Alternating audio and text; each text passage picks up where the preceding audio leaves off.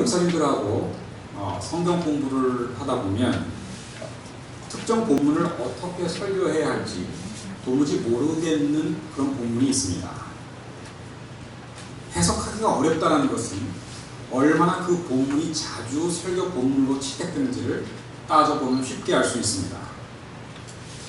이렇게 생각하면 오늘 목사님께서 읽어주신 레위기 텍스트는 참으로 드물게 설교 본문으로 채택된 그런 말씀일 것입니다.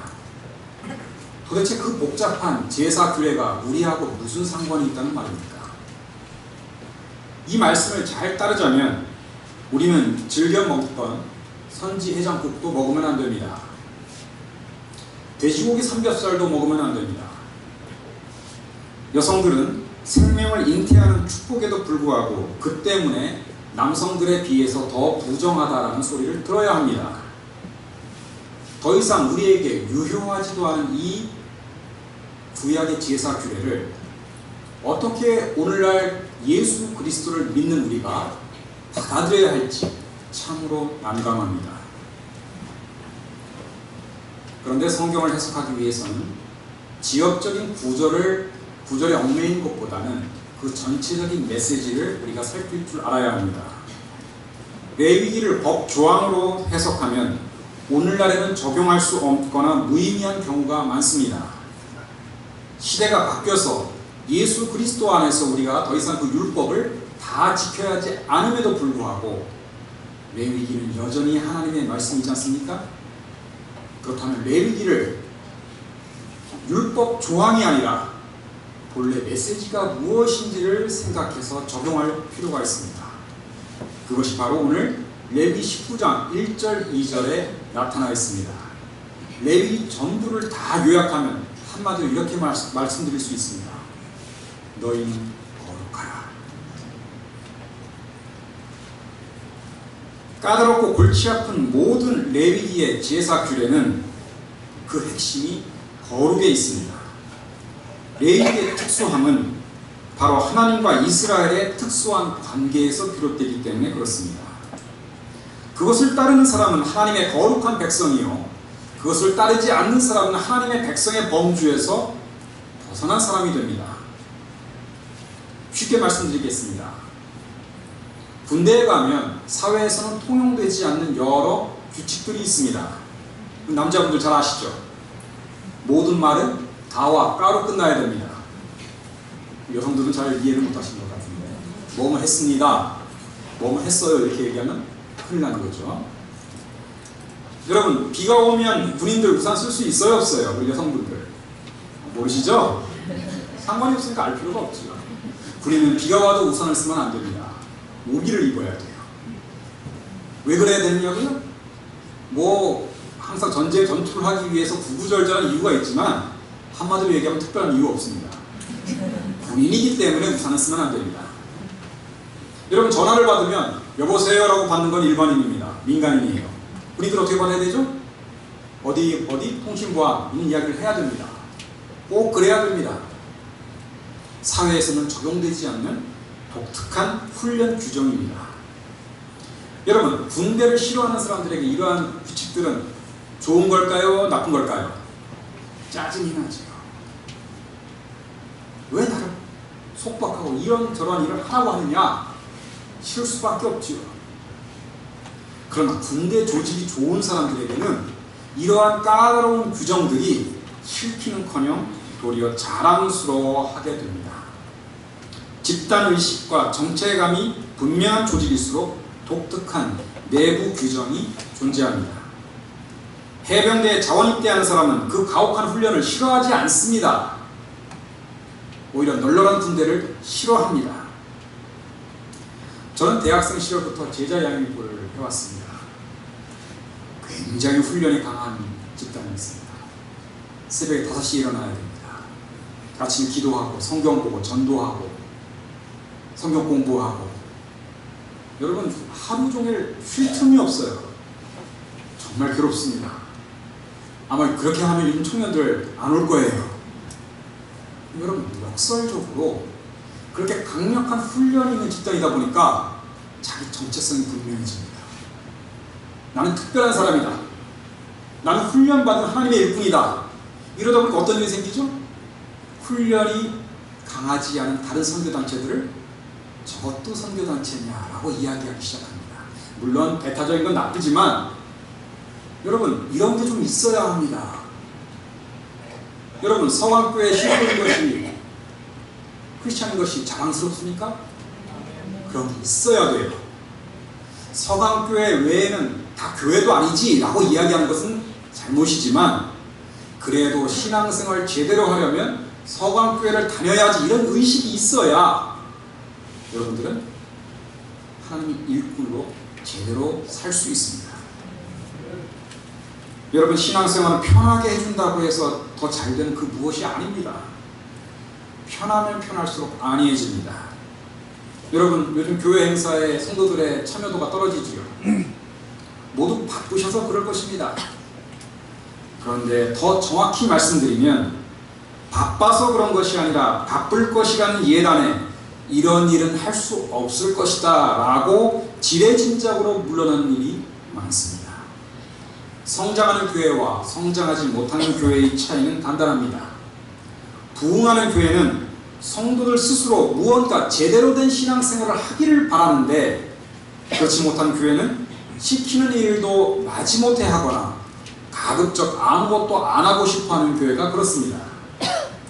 그렇다면 여러분들에게 여쭤보고 싶습니다. 오늘 레위기 본문이 말하는 거룩함은 무엇일까요? 조금 어려운 말로 엘리아데라는 종교학자에 따르면, 거룩은 신성한 체험을 통해 신적인 시공과 인간적인 시공을 구분하는 것이다. 되게 어렵지요. 여러분, 학자들은 이래서 문제예요. 아주 쉬운 걸 왜 이렇게 어렵게 이야기합니까?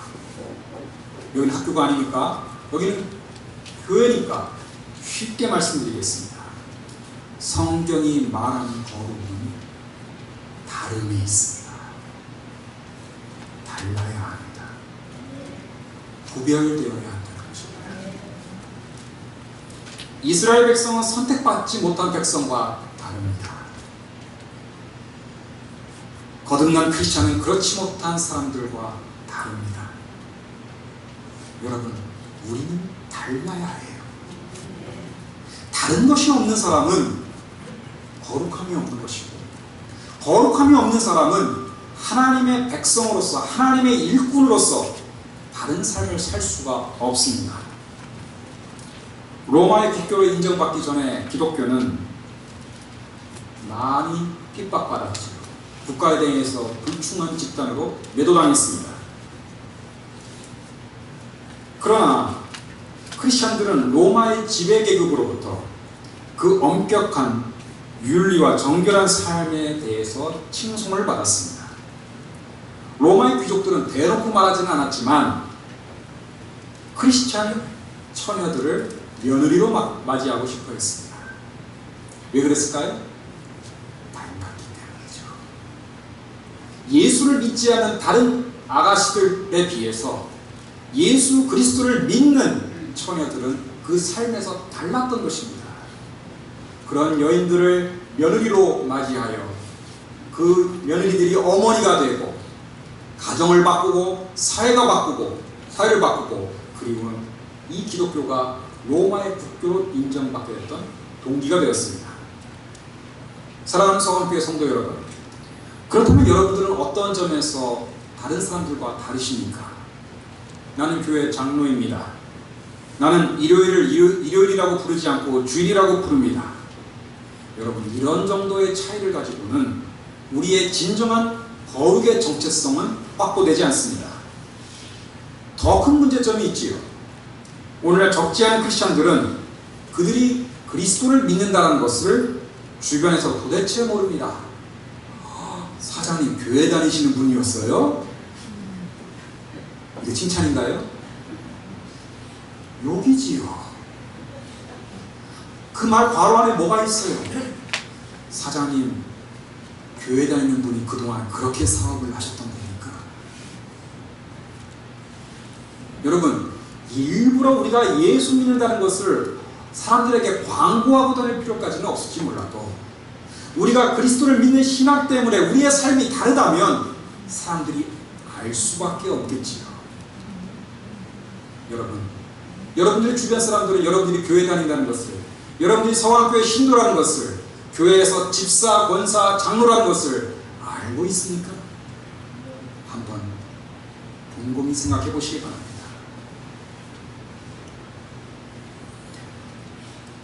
나는 꽉 막힌 크리스찬, 다른 사람을 배려하는 크리스찬이 되기 위해서 그랬을 뿐입니다. 이런 얘기하지 마십시오. 꽃은요, 노력하지 않아도 그 향기가 나게 되어 있습니다.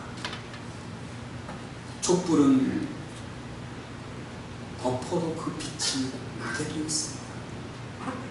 사랑하는 성도 여러분, 훈련소에 있는 사람이 훈련소 밖에 있는 사람과 달라야 하지 않겠습니까?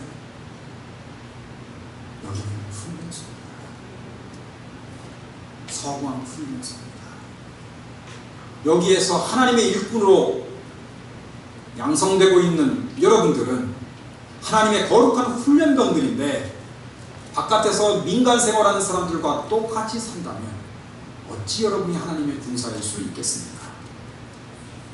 최근 우리 개신교가 일반 사회에서 여러 반감을 사고 있다고 합니다. 그 이야기를 제가, 그 세 글자 단어를 제가 이 시간 언급하지 않겠습니다. 부끄럽습니다. 화도 납니다. 그런데 많은 사람들이, 심지어는 크리스찬들조차도 우리들이 열심히 유난스러워서 불신자들이 싫어한다고 생각합니다. 천만의 말씀입니다. 우리가 그들과 다르다고 그들이 싫어하는 것이 아닙니다. 제가 만나본 불신자들은 크리스찬들의 다름을 싫어하기는커녕 도리어 그것을 원하고 있습니다. 우리가 자기들과 진정으로 다르다고 느끼기를 바라고 있어요. 그리고 그럴 때 불신자들은 우리를 존경합니다. 그렇다면 그들이 우리의 다름을 싫어하는 이유는 뭘까요? 우리 분명히 다르잖아요. 교회에 앉아있는 사람들과 다릅니다. 그럼에도 불구하고 우리를 존경하지는 않습니다. 왜 그럴까요? 우리에게 다름이 없어서가 아니라 우리의 다름이 그들에게 감동을 주지 못하기 때문입니다. 사랑하는 성화교회 성도 여러분, 다르기만 하면 우리의 거룩함은 확보되는 걸까요? 생각해 보십시오. 20명이 넘는 무고한 사람들을 잔인하게 죽인 살인마 유영철 아시죠? 벌써 잊으셨나요? 개미 한 마리도 쉽게 죽이지 못하는 우리들의 관점에서 보면 유영철 우리와 같습니까? 다릅니까? 엄청나게 다르죠. 그거 아무나 할 수 있는 일이 아니에요. 자, 그러면 유영철 씨 거룩합니까? 거룩하지 않습니까? 지금 거룩하다고 하시는 분들은 주무시던 분입니다. 안 거룩하죠. 우리와 다르지만 안 거룩하잖아요. 거기에 대한 답을 본문이 줍니다. 여러분, 19장 2절에 너희는 거룩하라. 너희 주 하나님께서 거룩하신 것처럼 너희는 거룩하라. 그렇습니다. 성경이 말하는 다름은 하나님의 본성을 향하여 세상과 다를 때에만 거룩함으로 정의됩니다. 공의로우신 하나님의 속성을 따라 우리가 불의한 세상에 대하여 다를 때에 이른바 성경이 말하는 거룩함이 성립된다는 것이죠. 헐벗은 무리들을 불쌍히 여기시는 하나님의 마음을 따라 우리가 긍휼한 마음을 품을 때 불쌍한 사람들을 외면하고 오히려 그들을 착취하는 세상과 다를 때 우리의 거룩함이 확보되는 것입니다. 여기에서 중요한 측면이 있습니다. 거룩에는 수직적 측면과 수평적 측면이 있습니다. 수직적 측면은 뭐죠? 하나님과 나 사이의 거룩함입니다. 그러나 수평적 거룩은 뭐예요? 나와 다른 사람들 사이에서 확보되는 거룩입니다.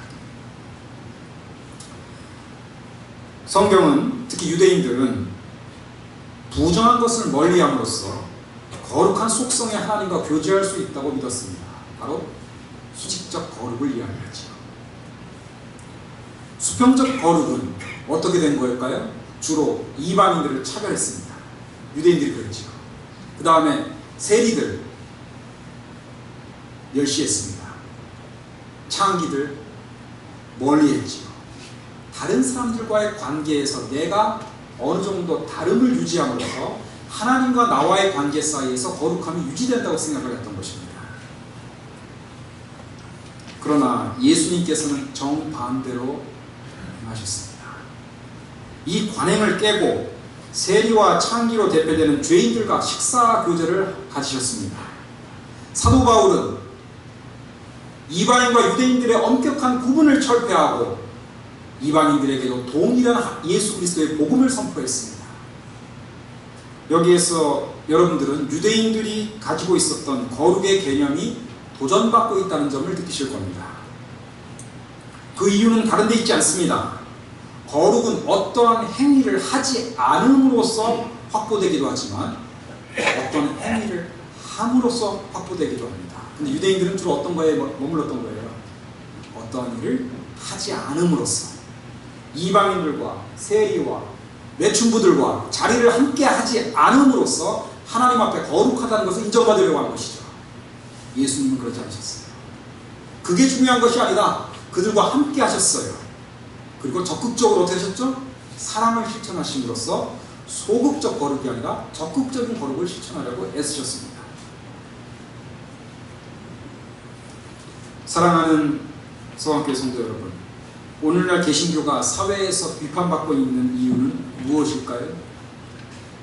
우리 기독교는 주로 담배를 피우지 않는다, 술을 마시지 않는다, 제사를 드리지 않는다 라는 식의 소극적 거룩, 뭐를 하지 않는다라는 소극적 거룩으로 불신자들에게 각인되어 있습니다.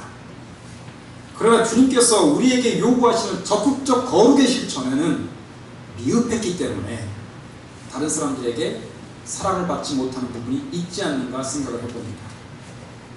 중요한 것은 우리의 거룩이 배타적이 되어서는 안 된다는 것입니다.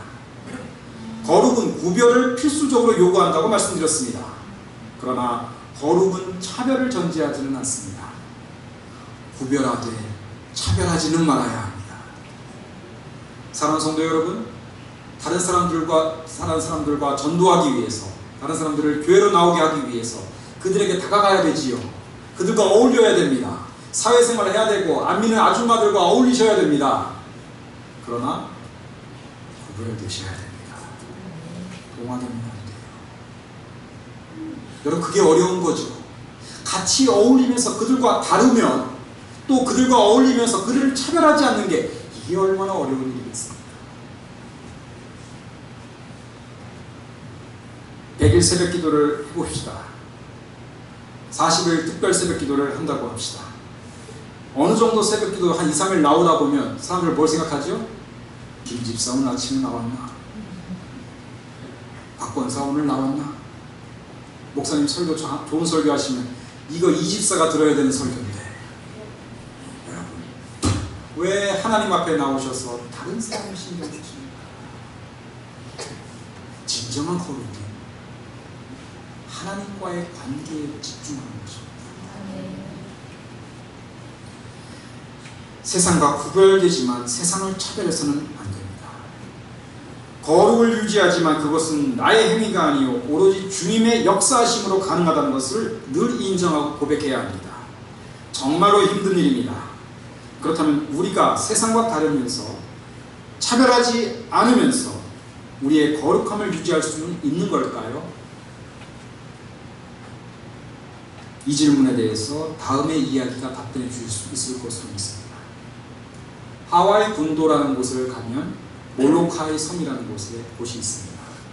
굉장히 아름다운 관광지입니다. 관광지로 이곳을 찾는 사람들의 눈에 그렇다는 뜻입니다. 그러나 100년 전만 해도 이 몰로카이 섬은 나병 환자, 한센시 병 환자로 득실거리는 지역이었습니다. 누구도 이 섬을 찾으려고 하지 않았습니다. 들어가려고 하지 않았지만 일단 들어가면 아무도 죽기 전에는 나올 수 없는, 우리나라로 치면 소록도 같은 섬이었습니다. 이 섬에 벨기에 출신의 다미안 신부가 들어갑니다. 누가 보내서 간 것이 아니라 스스로 갔습니다. 다미안은 나병 환자들 앞에서 사랑을 설교했습니다. 그러나 돌아오는 것은 비웃음이었습니다. 사랑? 그런 건 건강한 사람들이나 할 수 있는 사치입니다. 함께 있는 것만으로는 함께 있는 것이 아니라는 것을 다미안 신부는 깨달았습니다. 고통까지 함께해야 진정으로 함께하는 것이지. 다미안 신부는 기도하기 시작했습니다. 주님, 저에게도 나병을 주시옵소서. 그런데 나병이 생기지를 않아요. 환자들도 원해서 걸린 것이 아닌데 이 신부는 자기가 걸리고자 해도 걸리지를 않아요. 기도하던 끝에 끓는 물에 자기의 손을 집어넣습니다. 손에 있는 상처에 나병균이 옮겨 붙습니다. 그리고 그도 역시 이후에 나병에 걸렸습니다. 그는 눈물의 감사 기도를 드렸습니다. 다미안 신부가 강단에 올라가 설교합니다. 형제 자매들이여, 나도 나병에 걸렸습니다. 내가 여러분을 사랑하듯 주님께서는 여러분을 사랑하십니다. 모두가 울었습니다. 그리고 자신들과 함께하는 다미안 신부의 진심을 알았습니다. 그때부터 성음은 달라졌습니다. 서로를 사랑하는 법을 배웠고, 이전까지는 불평과 분노만 있었는데 그 이후로는 서로를 용납하고 감싸주는 아름다운 크리스찬의 사랑이 생기기 시작했습니다. 다미안은 치료를 거부했습니다. 그리고 죽었습니다.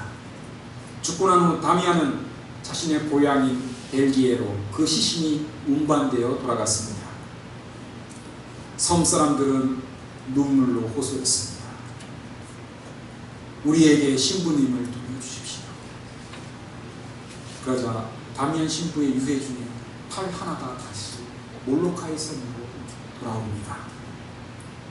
그 팔이 몰로카이 언덕 위에 묻혔고, 사람들은 나병 환자의 아버지라는 묘비를 세워줬습니다. 사랑하는 성도 여러분, 감동적이지 않습니까? 다미안 신부는 자기가 나병 환자와 구분된다는 사실을 가슴 아프게 생각했습니다. 그는 도리어 나병 환자와 똑같게 되기를 바랬습니다. 여기서 우리는 성경이 말하는 새로운 의미의 거룩함에 도달합니다. 여러분, 다미안 신부의 사역에서 거룩함을 느끼신다면 그는 종교인이 아니라 신앙인이었기 때문에 그렇습니다. 그는 하나님을 사랑한다는 것은 그가 천대받던 나병 환자를 대하는 태도에서 그의 사랑이 표현되었던 것입니다.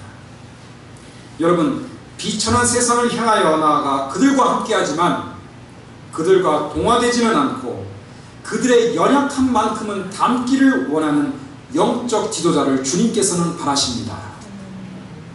하나님은 이 거룩함으로 여러분을 부르셨습니다. 이 거룩함은 거대한 교회 건물에 있지 않습니다. 이 구별됨은 위대한 동질성으로 여러분을 초대합니다. 사랑하는 소강교회 성도 여러분, 여러분이 아니라면 누가 이 비천한 거룩함을 감당하실 수 있겠습니까? 이제 여러분은 생각하실 것입니다. 다름의 거룩은 같음의 거룩 앞에 효력을 잃고 만 것이다. 다름의 거룩은 율법의 율법이요, 같음의 거룩은 복음이니 우리는 세상을 향해 달라야 한다는 그러한 저의 말씀은 이제 포기해야 되는 것이 아니냐라고 생각하실 수 있을 것입니다. 천만의 말씀입니다. 구별의 거룩으로 준비된 사람만이 그것을 넘어서 동질성의 거룩으로 나아갈 수 있습니다. 흔히들 율법주의를 비판합니다. 그런데 그 대부분의 사람은 다름을 위해서 아무런 노력도 기울이지 않는 사람입니다. 사랑하는 성도 여러분, 율법주의 나쁜 겁니까? 아니요, 율법주의 좋은 겁니다. 남을 정죄하고 위선하지만 않으면 여러분, 율법주의가 왜 나빠요? 하나님의 뜻대로 살려고 애쓰는 건데요. 바리새인의 위선과 정죄가 나쁜 것이지, 하나님의 뜻대로 다르게 살고 구별받는 것은 예수 그리스도께서 오신 오늘날에도 똑같이 적용되는 겁니다. 위대한 신앙의 선배들은 이 다름의 거룩으로 먼저 준비됐습니다. 사랑하는 성도 여러분, 자녀들을 어릴 때부터 다름의 거룩으로 훈련시키십시오. 너는 세상과 달라야 한다고 가르치십시오. 성경을 가르치시고 기도의 생활을 가르치시고 하나님의 말씀으로 양육하십시오. 달라야 합니다. 루터나 웨슬리는 그들의 회심 이전에 율법적인 삶을 살았습니다. 철저한 훈련의 삶을 살았습니다. 그러나 그들이 예수 그리스도의 복음에 회심을 하고 난 다음에 이 율법적이었던 삶은 다름의 거룩은 또 다른 차원의 같음의 거룩으로 나아갈 수 있었던 것입니다. 다름의 거룩을 배우지 못한 사람은 절대로 같음의 거룩으로 나아갈 수 없습니다. 동화돼 버리고 말아요. 휩쓸려 버리고 맙니다. 서강교회는 그래서 무엇을 가르쳐야 합니까? 다름의 거룩으로 먼저 훈련받아야 됩니다.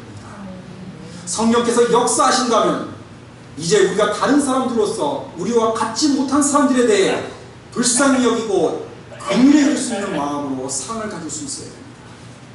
사랑하는 서강교회 성도 여러분, 주변에 헐벗은 이웃들에게 여러분의 손을 펼쳐주십시오. 우리 주님이 그리하셨습니다. 그들을 긍휼히 여겨주세요. 배우지 못한 사람들을 불쌍히 여겨주십시오. 그래도 우리는 교육받은 사람들입니다. 다르지만 같음의 거룩을 향해 나아갈 수 있다. 그것이 우리 주님께서 바라시는 바입니다. 사랑하는 성악교회 성도 여러분, 다름의 거룩을 먼저 체험하시기 바랍니다. 여러분의 삶을 구별하고 하나님께서 기뻐하시는 신실한 삶의 모든 것을 던지시기 바랍니다. 그러나 그 종교적 열심을 통해 하나님께서 기뻐하시는 준비의 때를 보낸 후 성령께서 허락하시는 같음의 거룩을 누리는 여러분들 되시길 주님의 이름으로 축원합니다. 교회 안의 거룩함에 머물지 마시고 여러분들이 그동안 속하다고 여긴 무리들에게 손을 내밀어 그들의 손을 잡아주시기를 바랍니다. 바울 사도님께서도 그렇게 하셨습니다. 헐벗고 굶주린 무리들에게 다가가는 같음의 거룩은 많은 크리스천들이 있어도 매우 소수의 헌신인 지도자들만이 접근할 수 있었던 영역이었습니다. 성과 속의 철폐입니다. 누가 이해를 할 수 있습니까?